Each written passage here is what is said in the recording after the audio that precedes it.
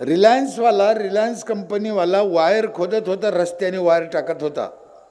Cement road नाही, डांबर road नाही, साध्या मातीतून केबल टाकत चालला होता. मी अडवलं होतं. अरे म्हणलं तू कोणाचे काय खोदतो? ते म्हणे रिलायन्सची केबल आहे. अरे म्हणलं मला विचारलं नाही, सरपंचाला खोदू राहिला.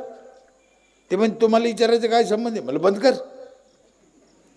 बंद केला JCB. दुसऱ्या दिवशी त्याचा साहेब आला, म्हणे काऊन बंद केलं? म्हणलं मला परवानगी घे. तसं करून देणार नाही म्हणलं, नाटकं करायची नाही. मग त्याने अर्ज दिला, असं असं काम करायचं, द्या परवानगी. म्हणलं मीटिंग पण ठेवी ना, आता जा 1 महिन्यानी आहे.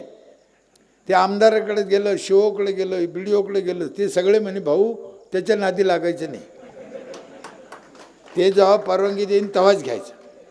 मग शिवसाहेबाकडे गेलो मी, सत्य घटना आहे. शिवसाहेबाला म्हणलं मी त्याचं काम आडिलं रिलायन्सवाल्याचं, पण पुढं काय करायचं मला अक्कल नाही, आता काय करू? ते म्हणे एक काम करा दादा, त्याचा अर्ज एक झरास आणि तुम्ही एक अर्ज लिहा की या विषयावर आम्हाला मार्गदर्शन करा.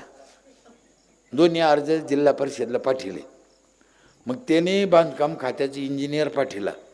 ते अंतर मोजलं किती खोदायचं, आणि आम्हाला थोडंसं होतं. आणि आम्हाला पत्र काय दिलं जिल्हा परिषदनं माहिती आहे? या कंपनीकडून 2,35,000 घ्या आणि मग यायला NOC द्या. आम्ही घेतले. काही नुकसान नाही, 1 रुपयाचं नुकसान नाही.